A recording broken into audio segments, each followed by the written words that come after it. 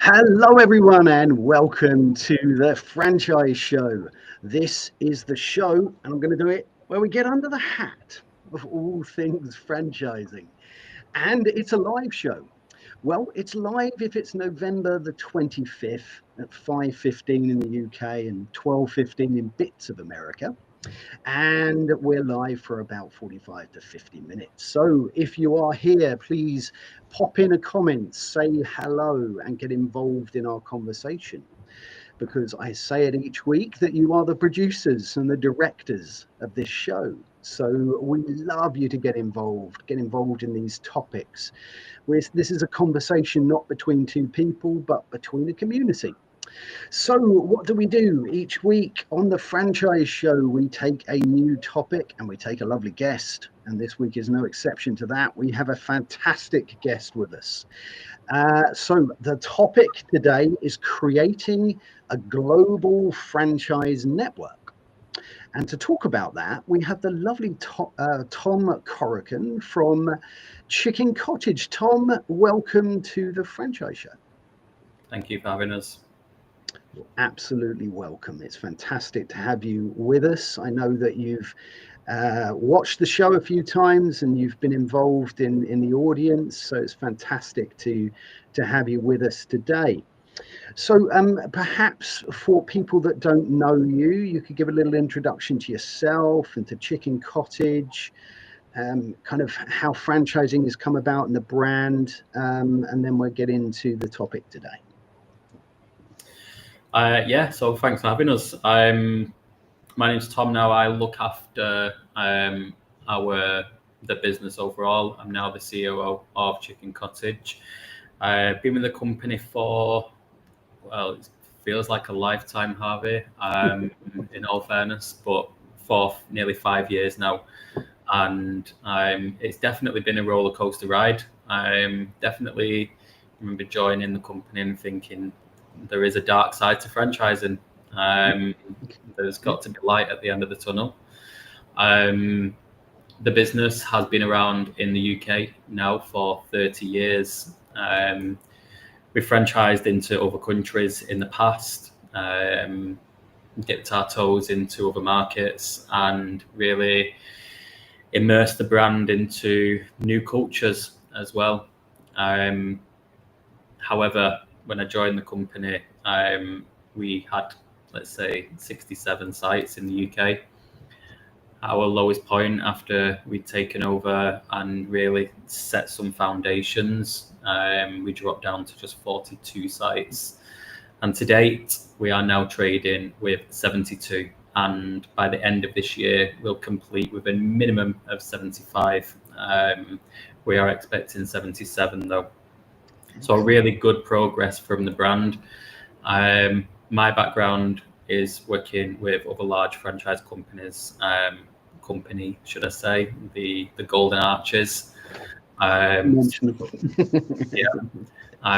So definitely seen how franchising is done and tried to bring structure into Chicken Cottage.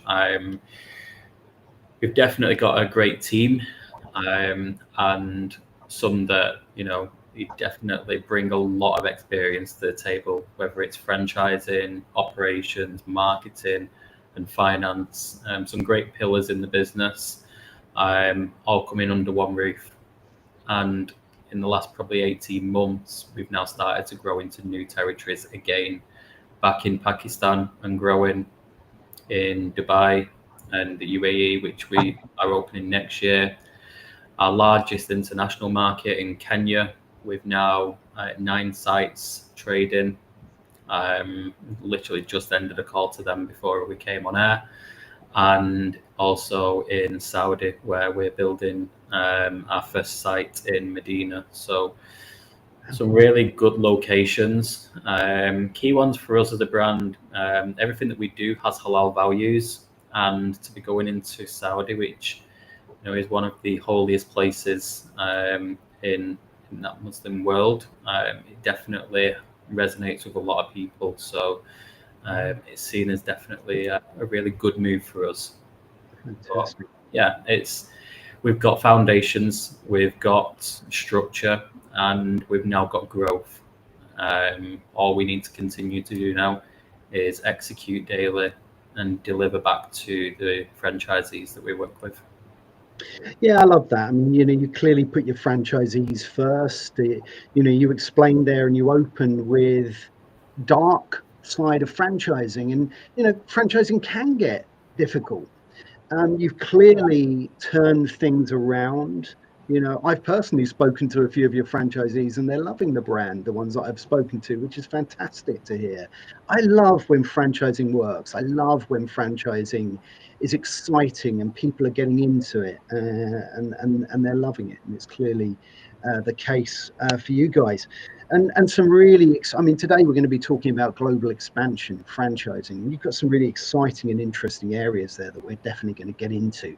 But before we do that, let's say hello to a few people who have joined us here live already, because as I said, this is about you. So we have the lovely Simon Wise. Simon, welcome to the Franchise Show. He's put hello, franchise friend. Simon is, of course, a recruiter here in the UK. So if you're looking for any franchise team members, please reach out to Simon. We have the fantastic Julie Waits with us. Julie has a fantastic podcast and event called First Friday,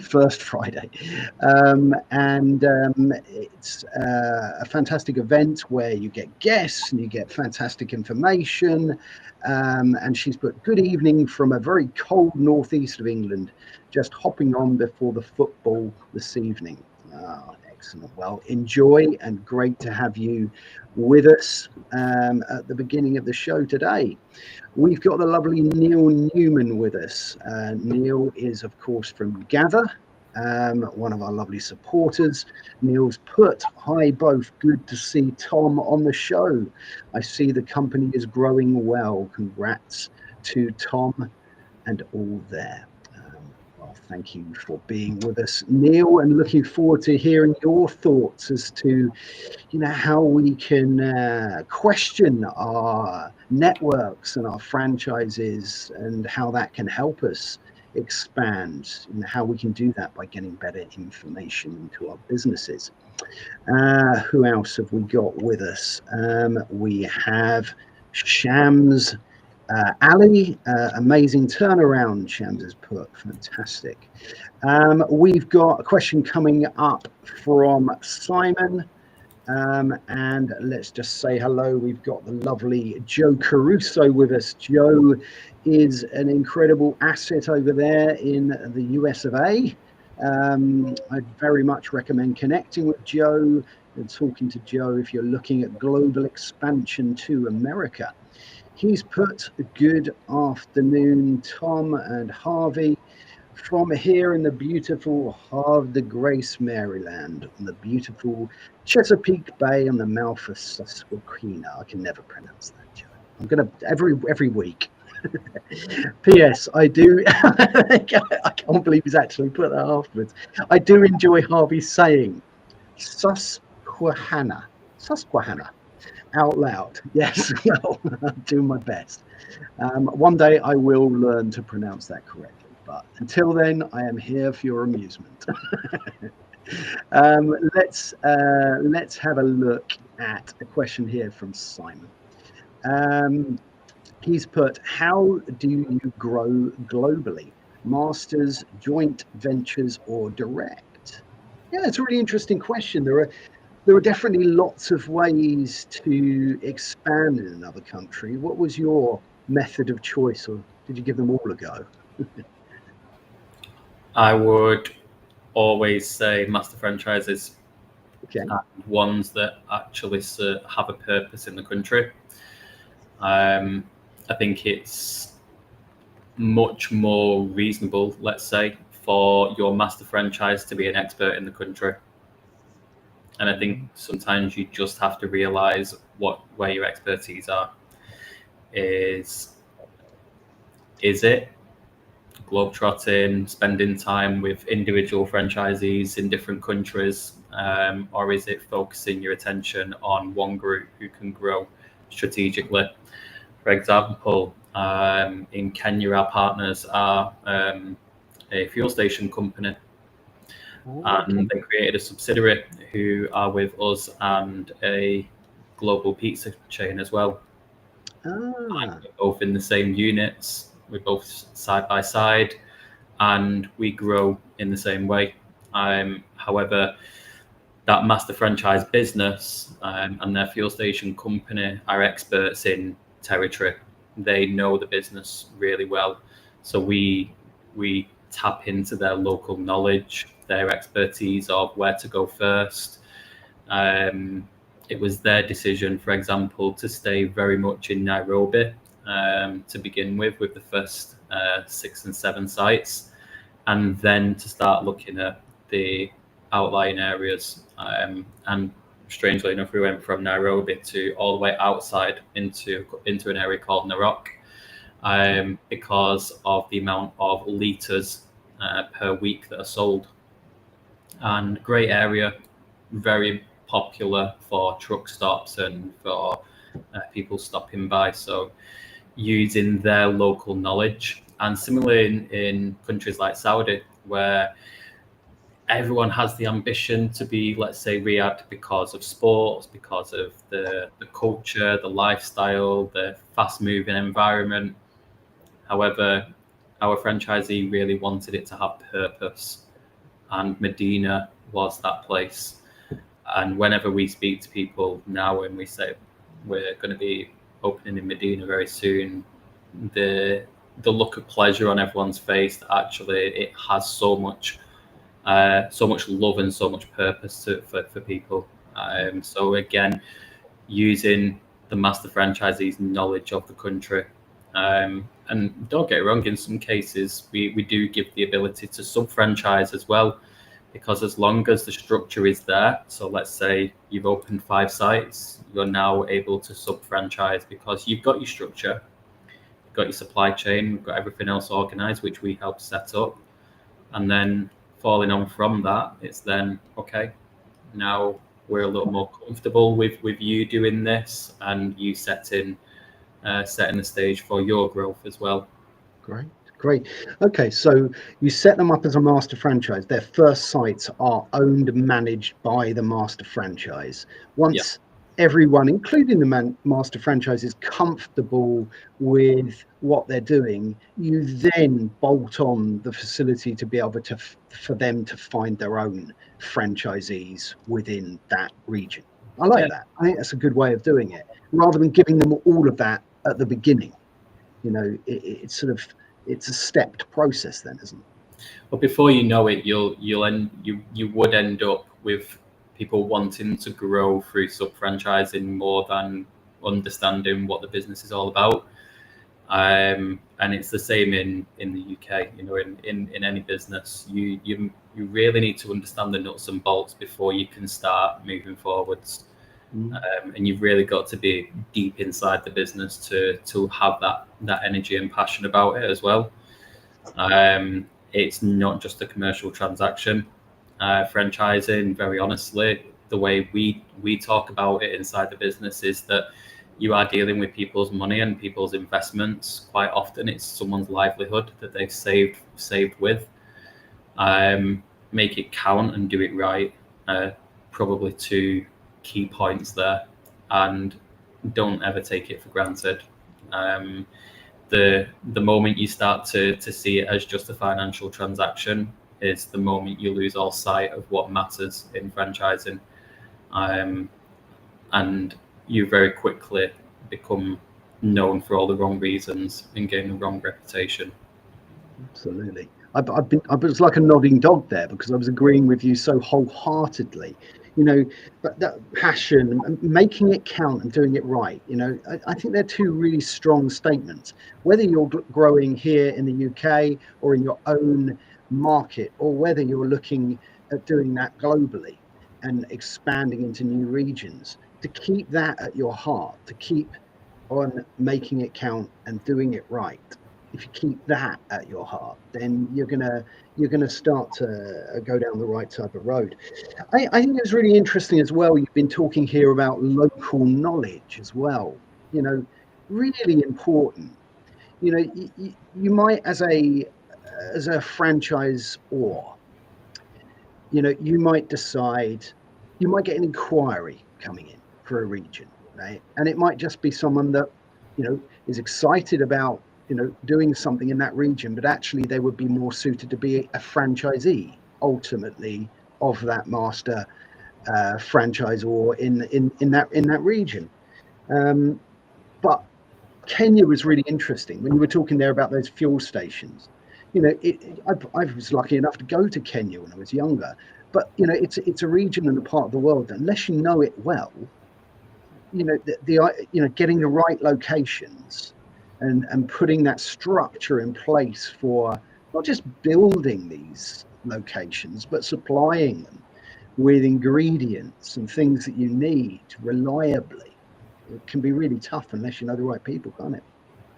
Yeah, yeah. I remember lining up the initial supply chain meetings that we had in Kenya, and those were an eye opener. That was my first time going out and doing those meetings as well, and definitely one that I'll always remember. The experience of just going in and wanting to say, right, this is it. This is what we do in the UK. Give me this. Yeah. And it doesn't work like that. No. No matter how hard you try, it doesn't always work like that. No. You really have to be willing to adapt to local cultures. For example, let's say foil wrap for us is not widely available. It's not a global product. However, a wrap box is more of a global product. So it's having that understanding and saying what am I happy with overall with the brand? Is the brand still well represented? Does the product, does the packaging still stand up to what we believe in, the values, and is it suitable more importantly for the customer? Does it stand the test of time?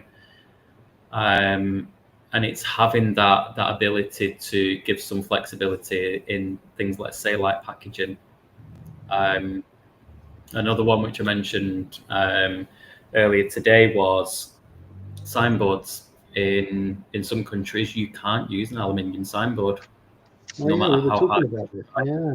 Yeah, and that is a restriction that some countries have, and it's finding that level of flexibility as to what is your second best, having plan B and being able to react to that in country. Because for us, we'll spend 7 to 10 days scoping out suppliers, meeting with them, doing quality checks, touring the facilities, um, and those go very quick. If you don't have plan B and you don't know exactly what you're happy with, Mhm. then it's definitely a fallback that you really need to have. Yeah, absolutely. I mean, I think this is a really interesting point. I think we've got some great questions coming up actually from Neil, from Shams, and from Simon. We're definitely going to get to those in a moment. But I think it was really interesting there. You were talking about adaptability and flexibility, because as a brand, as an F&B brand, but as a franchise brand, what we're looking to do is we're looking to achieve a successful model, something that works for our franchisees, and then repeat that and keep that consistent. It's tricky, I suppose, when you're looking at a new market, when you're looking at different supply chains, to know how far you can adapt to a local culture, to local taste profiles, to local supply chains without losing sight of who you are and what you are. Yeah, we stick to our core menu, and I've been asked this a few times in the past. What do you do with your global partners? Can we add whatever we like? Can we make it our menu? Well, no, because it is still a franchise brand, and we still have a brand identity. two things that we don't really move on at all are the sauces, the core range of sauces, and the breading. They're what we call our DNA. Other things, let's say, are byproducts. If, for example, in Kenya we have a sweet chili burger, because the taste palette is that sweetness. They like the sugar content on in the product. In Pakistan, we're using a chicken tikka burger. In Saudi Arabia, we're using kabsa rice, which is more like a pre-mix that's made with the rice. It adds that additional flavor, and of course, we're going to go for a lot of rice in Saudi Arabia as well. In Iraq, we use hummus and flatbread. So local regionalized products that are bolted on. But we always have the core menu. One that is my local favorite probably is in Kenya. We have a blueberry swirl ice cream. So for everyone who's watching today, I challenge you to try this one because it's absolutely fantastic. But regional products absolutely nails it. But again, we stick to our core menu because it's what we believe in. It's what our operations manual is built on.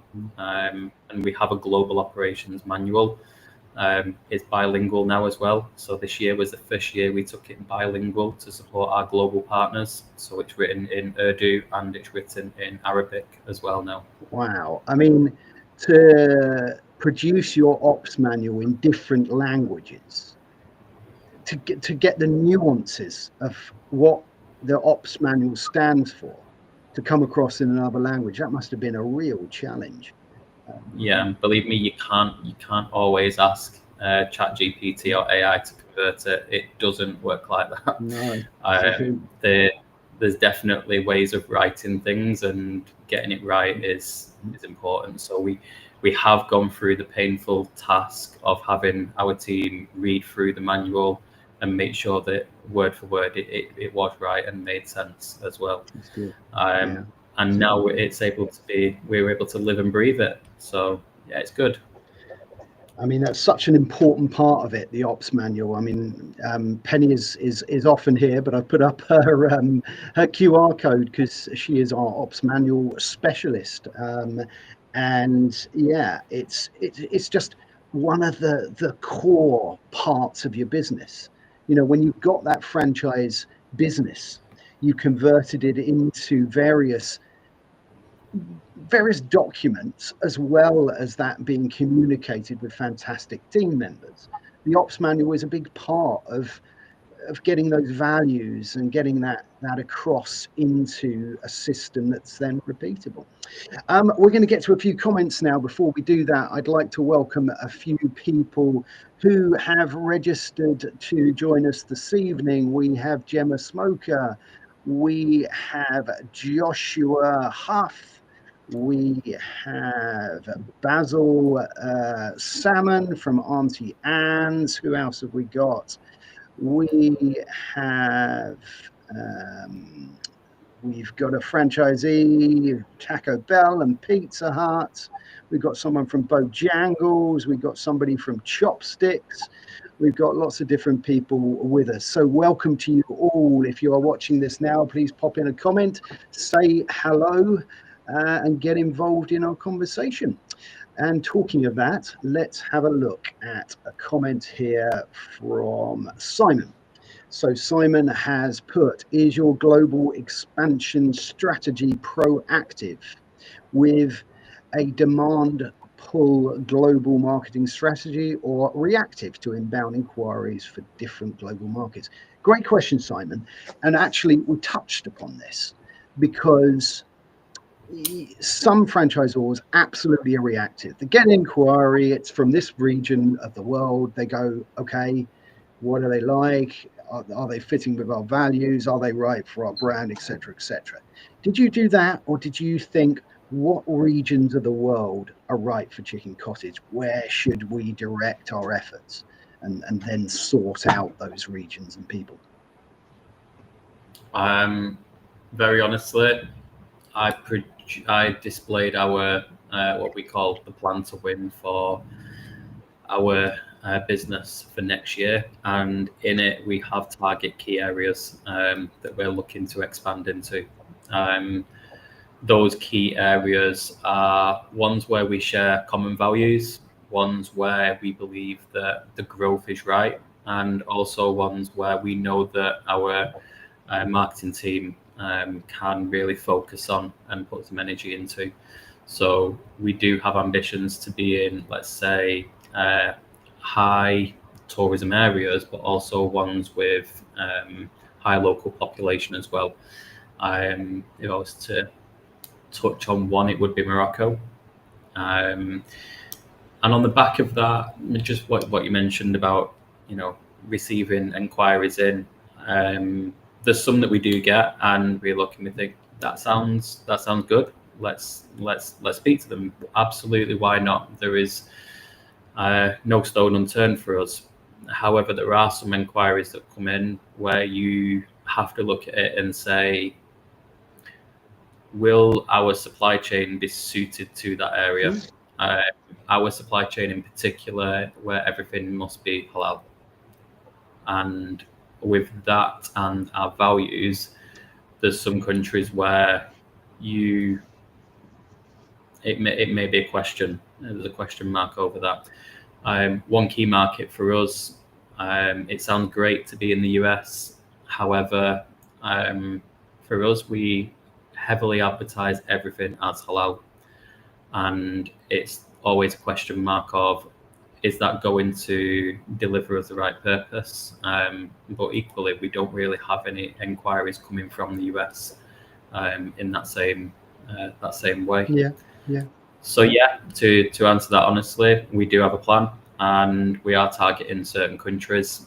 We will also attend franchise shows there. We'll speak with local partners, look at what other groups are franchising in that area, and try to understand a little from them as well. Try and get some information sharing going on there. Yeah, it's a great idea. I mean, you mentioned there in Kenya that those forecourts were shared with a pizza brand doing a similar thing. It's non-competing. It's someone that you're kind of working alongside in a way, so you can sort of share best practices with the other brand. Perhaps some of the supply chain. Do you share supply chains? Do share that sort of knowledge with those types of partners as well? I mean, it seems logical to do that. Yeah, it does, and we do. One of our sources, let's say, comes from the same company that they pull from in Egypt. But one of the main challenges, look, I'll be very honest, not everything goes perfectly well. And we wanted an EPOS system in Kenya that we had in the UK. Right. However, whenever you make a transaction, it has to bounce back to the government device so that it produces a QR code. And we tried so hard to make it work, Harvey. I can't tell you how many weeks and hours that were pumped into this. And what we realized was that our friends on the other side of the counter, on the other side of the shop, had it all working perfectly well. Their system was great. Ours was struggling, right, because ours is all cloud-based, and you sometimes end up with network dropouts. Theirs was all hardwired. It was built on local system. So what we actually did was we went with the same as theirs.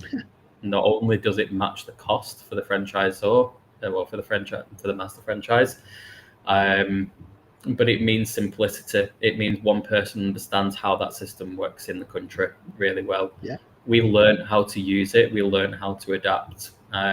It meant that we gave in on one of the things that we wanted, but when it was causing such an operational headache for the master franchise, we had to realize ourselves that not everything we want is possible in every country. Yeah, absolutely. And it's a great example, isn't it, of adapting and being flexible, but on something that it's not detracting from your brand values to change that EPOS system to something else.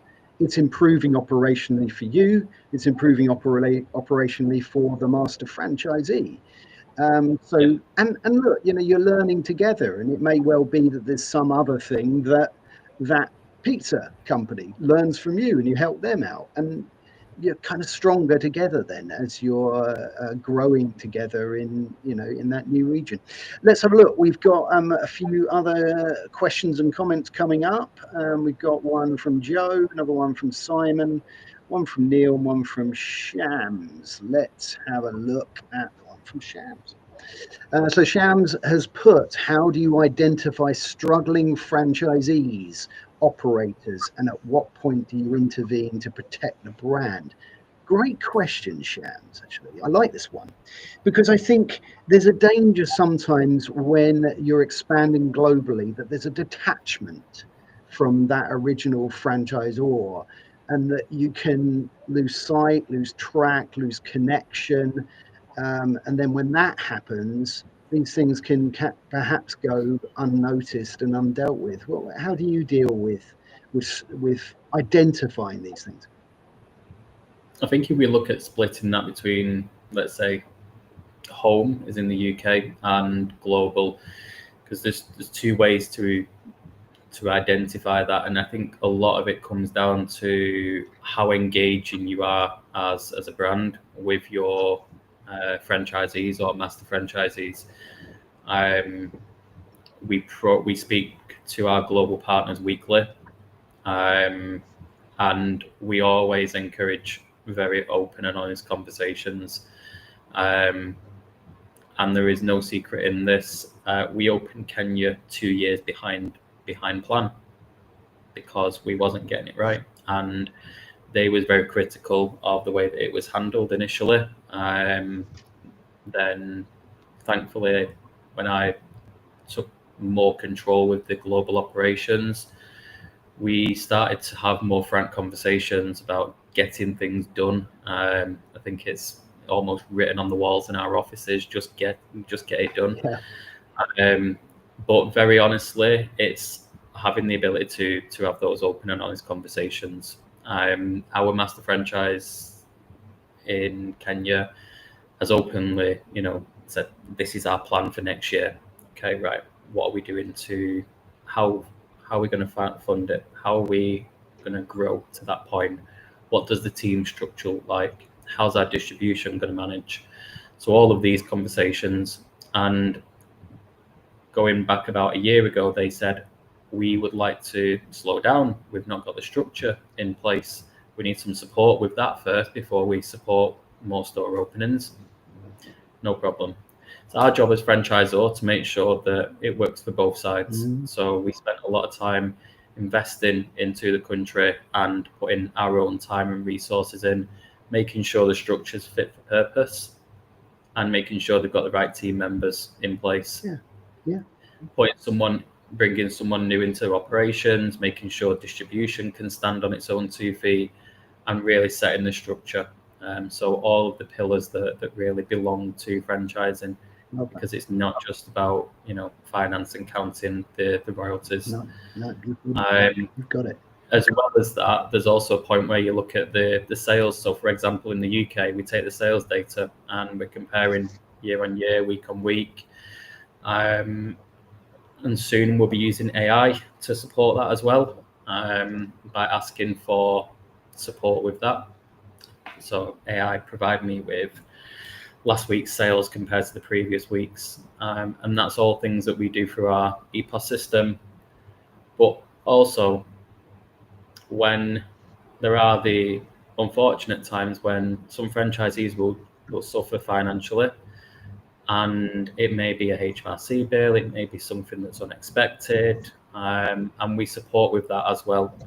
So what we do is we look at what we can do in terms of a royalty deferral. What can we do to put our arm around our franchisees to say, we're in this together, you're having a bump, let's see what we can do to get through the other end.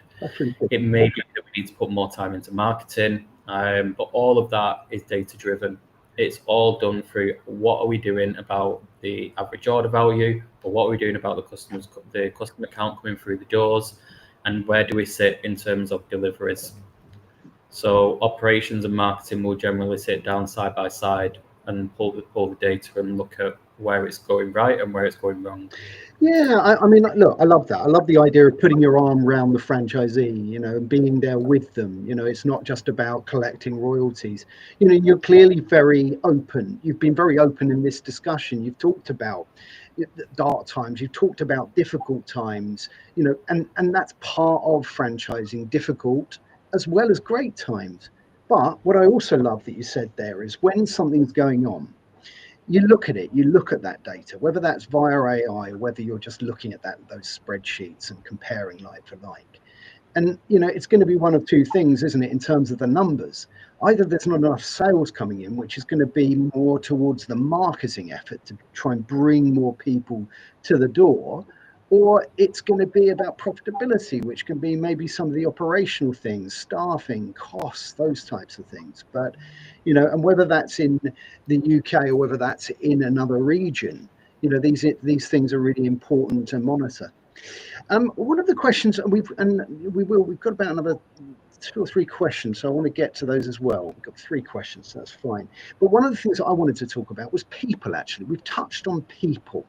So when you're looking, and we're not talking now about the master franchisee, talking about staffing and team members when you're growing that structure and those pillars within another region. How do you go about keeping the quality and the right type of people with the right type of values and the right sort of soft skills? How do you embark on that? I was in a country recently, and we sat down with monitoring what was to be a store manager, and I openly said I don't like the way that those customers are being, where the handoff is just very, what I would say is quite rude. Right. And I was very, very quickly told that's the culture. Mm-hmm.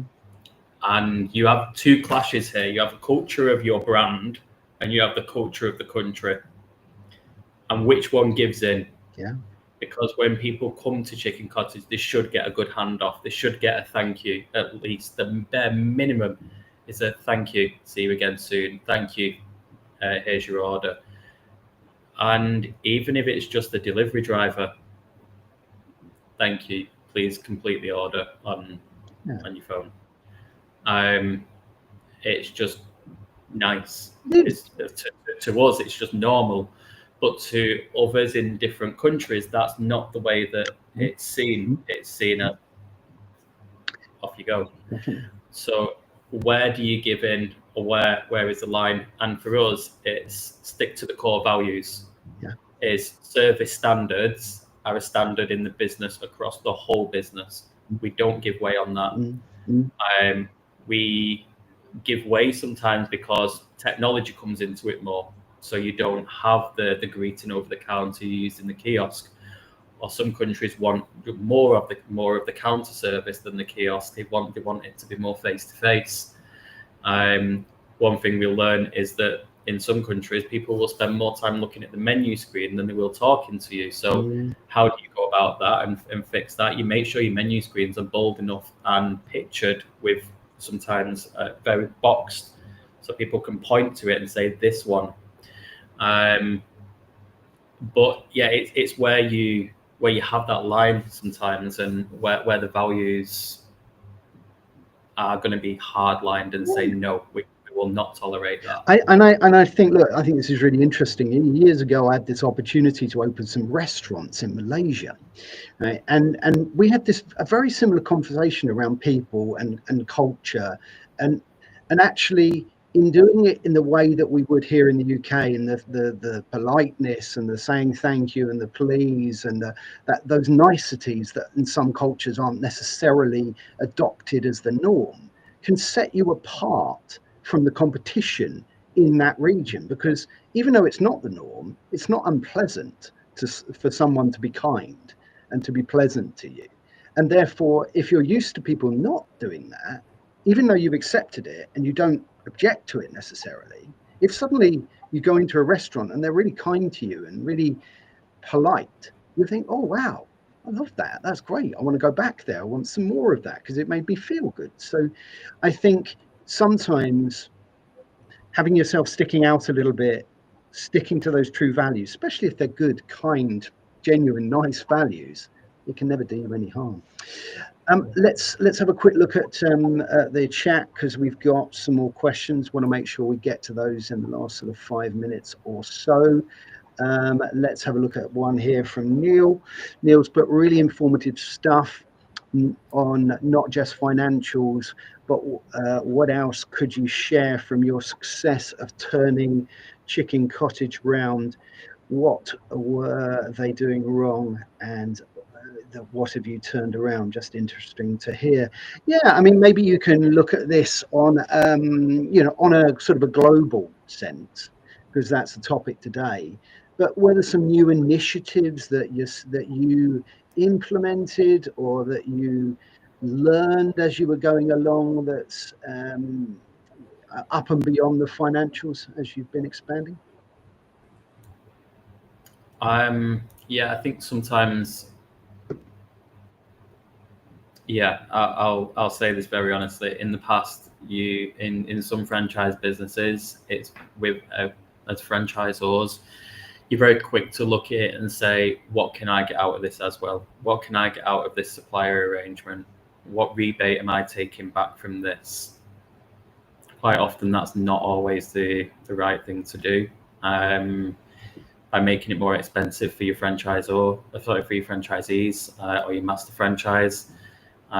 It's not always, it's great to have, ways of adding revenue lines to the P&L, but it also has an impact on your master franchisee's P&L. And you could turn something that was just reasonable into unreasonable. And then insist that actually you have to use this supplier because it's who we've approved, but it doesn't always have to be like that. Absolutely. So we focus on making sure that the franchisees have the right support and that they can grow organically rather than just us growing the P&L account through, let's say, what would be very small numbers that are added on to our P&L. Even if you put in £20 per delivery on for packaging, for example, well, that may not be a lot to the franchisor, but to the master franchise, it could be. It could tip it unfavorably. So really, always try to stick to what is fair for both sides. That's one of the things that we've really focused on. Absolutely. We've got a couple more questions coming in a couple of minutes. So let's look at these last two questions before we move to the last part of today's show. Let's have a look at this one by Simon. Simon's put, how do you mitigate the weak pound when dealing with fees and royalties? I think this is an interesting one because, the value of currency is changing all of the time. How do you deal with that? What is the best way you've found to sort of receive those royalties and deal with all these different taxes and all these sort of things that goes on in all these different countries? It must be a tricky one. In less than 1 minute. No, I'm joking. It is, and I'm not the finance. I'm not the finance guru on that one. However, there's two sides to it. Do you go through the fixed route or do you go through the percentage route? We've had like the hard struggles with deciding what was right and what was wrong. One thing that we have decided to do though is what we've called fixed incremental, which means it's fixed but will increase either annually or periodically in line with either inflation or with just a basic cost increase. So that's one thing that we've definitely put in place as of last year. Okay, so rather than a royalty based on sales, it's a fixed sum per month or per year or something like that. But increasing either annually or periodically to represent our increase in costs and actual inflation. Yeah, and I think that perhaps negates some of the complications of that. At least you're dealing with just one figure and it's not changing. So, great question, Simon. Let's move to the final question before we get to the last part of today's show from Joe. Joe has put, Tom, how do you reliably ensure standards are being met or exceeded at the unit level generally, and in countries where you have assigned a duty to master franchisees who are sub-franchising? What is your visibility in real time? I know you touched on the fact that you have a regular catch up with those master franchisees. And, you've got a good agenda for those meetings. And I suppose part of that agenda, part of that weekly catch up is talking about standards. But do you have people on the ground visiting on a relatively regular basis in the country, or do you do it mostly via calls? No, we have two things. We have an auditing process. So our master franchisees are required to complete the same audits that we complete in the UK. Theirs are slightly adjusted based on local regulations as well, but they do complete those, and those are recorded quarterly. So the overall scores per quarter, and those are reported business wide. And then we also complete annual visits. So the operations team will visit annually, and I also have visited all of our global partners in the last 13 months. I've just gone over by one, but 13 months it is. I've been to all of our trading sites as well. Fantastic, because it's really important, isn't it? You're making that time, that investment, that effort to make sure that you're looking after these partnerships, and it's clear you do. Well, look, it's been an absolutely fantastic conversation. We have now come to the end of the first part of today's show. Now, this is, of course, the bit where my screen will go black for a little bit because you're not allowed to see me without wearing a hat. Even though one week I forgot to turn the camera off. And of course, this part of the show is brought to you by PJ Murphy and Sons, bespoke British hatters. So if you'd like a beauty like this one, then speak to my lovely friend Paul Murphy, and he can make you one.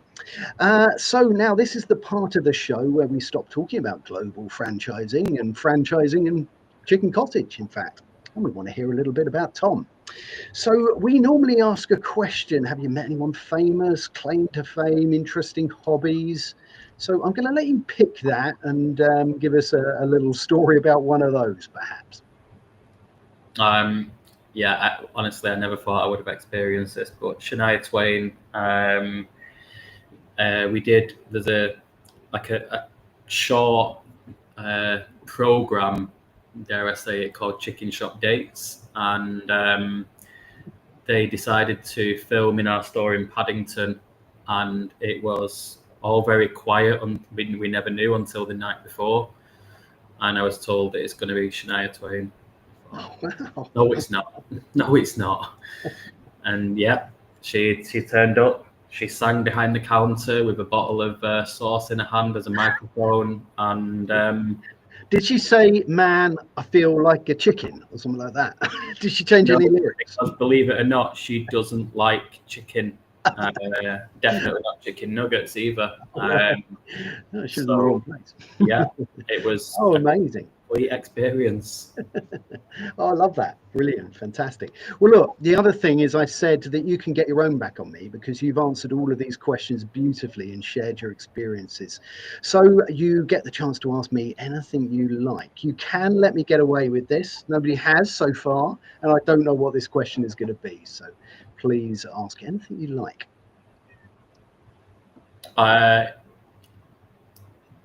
Let's use global travel as a theme here. Go on then. Okay. Have you ever forgotten anything when you've got to the airport or realised you've made a mistake? I have, and that's a great question. So this must have been going back about 10 years or so, and I had a business trip to Madrid. And I was meeting my boss at 2:00. My flight was about 3 hours before hers, so I'd have plenty of time when I got to the airport. Got to the airport, well in time for my flight, couple of hours before, queuing up, got my passport out my pocket, looked at my passport, and it was my son's passport. And I couldn't believe it, because you see these people who do this sort of stuff and you think, oh, how can they not check their passport? So I ran back to the car whilst phoning my fiance at the time, but and said what had happened. She was driving, so we lived in Hastings. She was driving towards Gatwick. I was driving towards her. We met in somewhere near Eastbourne, got my passport, booked a flight that was 3 hours later. I made that flight with about 10 minutes to go, got to the airport. Obviously, it's 3 hours later. And my boss was phoning me up and saying, "Where are you? What's going on?" I said, "Oh, there's a bit of a delay." Hopefully she's not watching this, because I don't think I ever admitted it. But I booked another flight and I made it to there about 3 hours later. But yeah, I haven't shared that story publicly, I don't think so. Great question. Brilliant. Well, look, Tom, thank you so much for your time today. It's been a fascinating conversation. I've really enjoyed it. I've got lots of notes written down, as I always do at the end of these things. And it only leaves me to thank our fantastic community and for getting involved in today's show. And to thank you, Tom. Thanks so much for being on the show today. Thanks for having us. No problem. So next week on the franchise show, we are going to be talking about the great franchise marketing reboot. And it's going to be with our lovely friends at SEO Samba. So it's going to be Michelle Leconte, who's going to be coming on. And we're just going to be talking about how we do marketing differently now. Things have changed. So please join us next Tuesday. I think it's the 2nd of December. I haven't got my calendar, but next Tuesday, 5:15 GMT, 12:15 EST. And until next time, take very good care.